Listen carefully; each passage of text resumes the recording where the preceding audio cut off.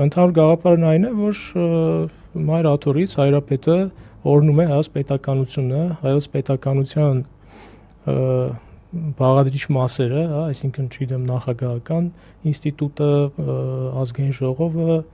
ընդհանուր հոգևորականությանը ի վերջո որպես մաս, աշխարհիկներին որպես մաս, այսինքն ամբողջությամբ կատարվում է հայոց պետականության մասը կազմող, եթե կարելի է ասել,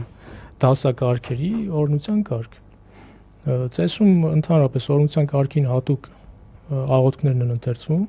ավետարանից ընթերցվում է անցած մեր զրույցի ժամանակ քննարկված այն հատվածը, որ ասում է կայսրինը կայսրին եւ Աստծուն Աստծուն, հաշվի առնելով, որ ի վերջո ավետարանի